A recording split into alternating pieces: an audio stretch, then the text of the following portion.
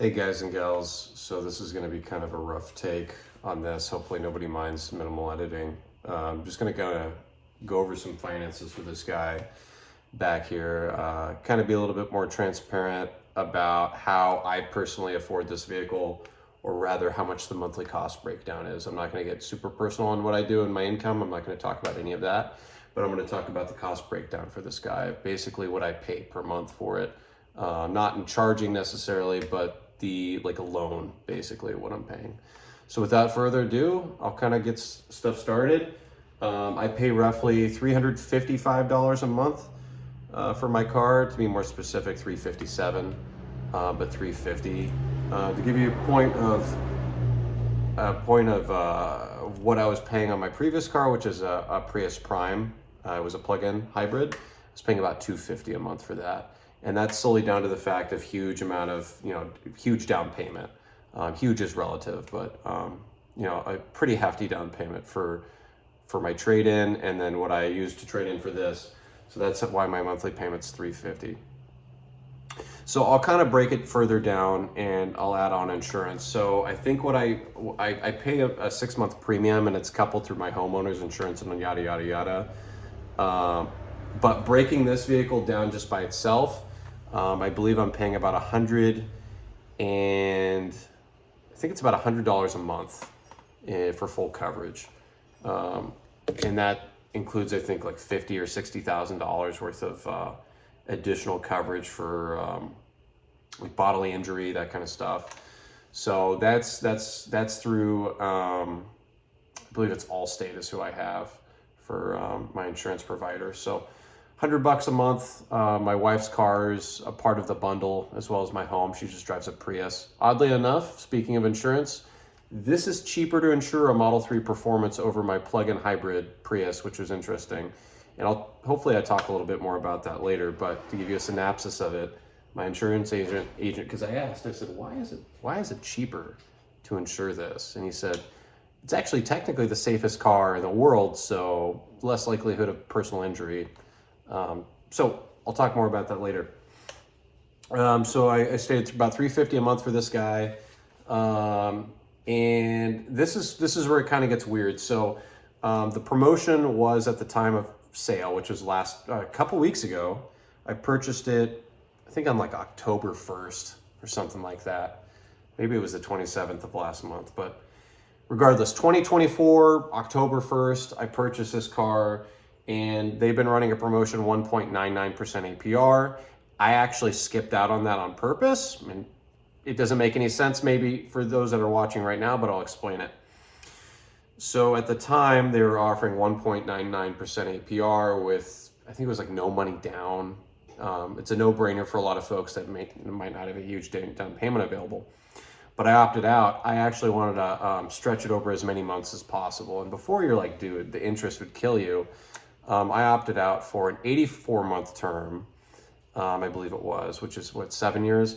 And I signed for 4.49% interest, which was the lowest interest available over that stretch, which sounds on paper, okay, you're paying twice as much in interest, sure. But over the lifespan of my loan, which is 7 years, I'm actually only paying $5K in interest, which is a little more than $1,000 extra bucks a month or a year in interest. And to me, because I'm planning on keeping this thing for 10 years, it allows me to be a little bit more flexible in my daily life in terms of income and available capital.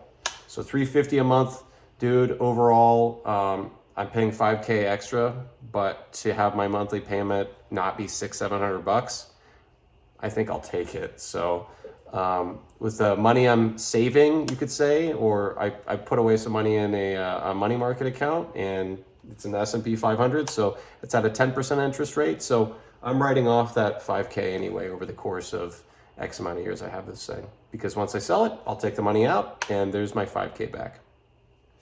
Another thing I want to point out, so for many of you that might be switching from an ICE vehicle over to fully electric, you can look at your monthly bill not solely as what it costs, but you can also write some of that off. So in my state, in the Midwest, we don't pay anything for electric. My 240 volt charger over there, We pay, or I pay more specifically, 5 cents per kilowatt hour. And that's in the Midwest. That's basically nothing.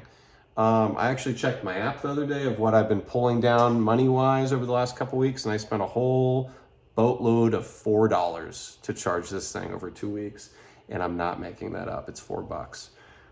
Pretty incredible. It might be even $5 or $6 by today. So that's pretty cool.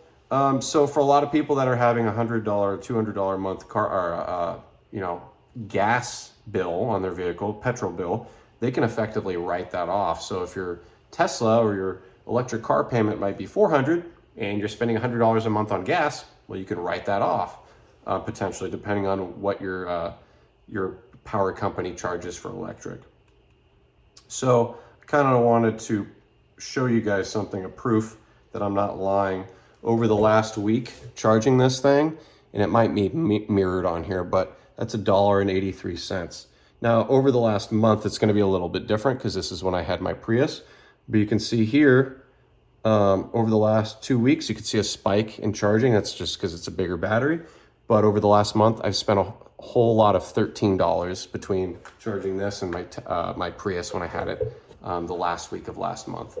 So proof that charging where I live is next to nothing. It's basically, I have solar on my roof.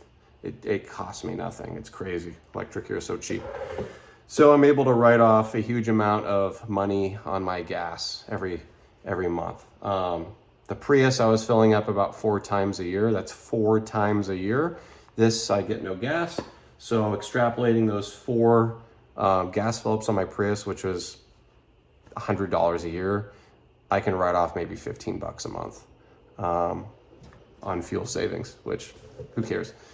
Also, to look at my payment, which was $350 a month, I'm technically saving about $30-40 a month on insurance. So I really kind of granularly look at stuff. It's closer to about $320 a month is what I'm paying on this if I'm taking out prior insurance I was paying on the Prius, which is a little bit more expensive. All right, so I'll talk a little bit more about payments.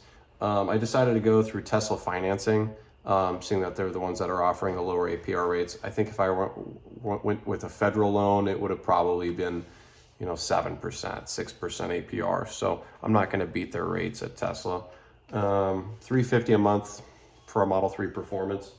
I think out the door after taxes and fees and everything, it was $58 is the window sticker. Oh, what did I put down? That's a good question. So I traded in my Prius Prime, a 2021. It was in perfect condition. I would have given it 9.5 out of 10. I put $25,000 down. So my loan here, I'll actually show you guys if it's not mirrored on here. My loan for this car was what I owe. I only owe $25,000.